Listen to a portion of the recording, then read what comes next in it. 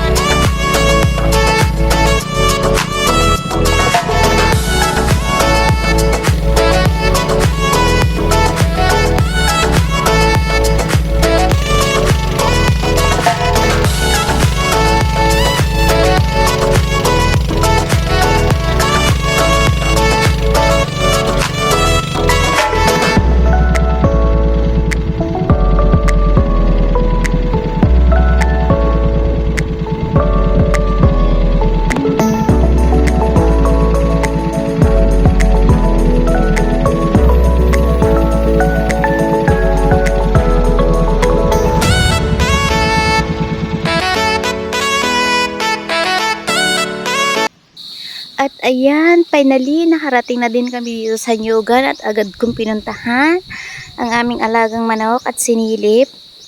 At abangat, may itlog ng isa. Bakit pwet siya rabo? Sino nang itlog sa inyo? Hindi lang siya.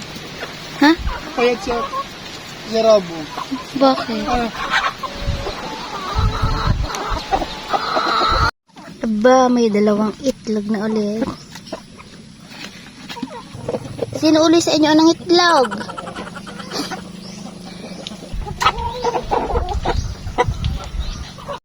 Nakakatuwa talagang pagmasdan ang aming alagang manok, lalo na kung ito'y umiitlog.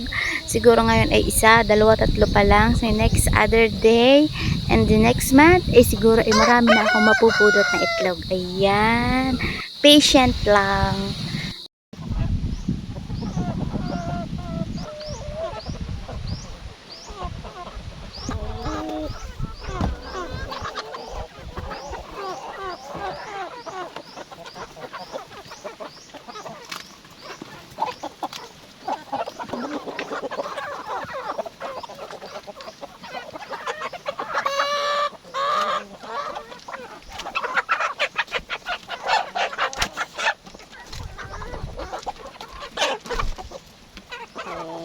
Ayan, habang nagpapatuka sa aming alagang mga manok, ang aking may labs, at ako naman dito sa kabilang side ay nagtatanim ng kamoting bagin.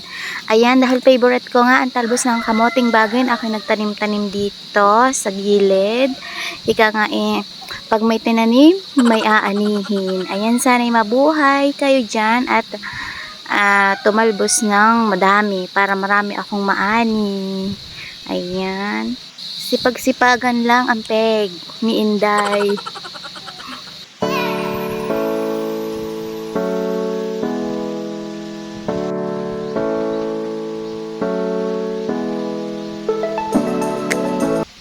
Ayan, after ko nga magtanim-tanim, ako'y nagutom at ako'y nagmerienda. Ayan, paduyan-duyan, pakain-kain lang. Ang sarap ng buhay ni Inday.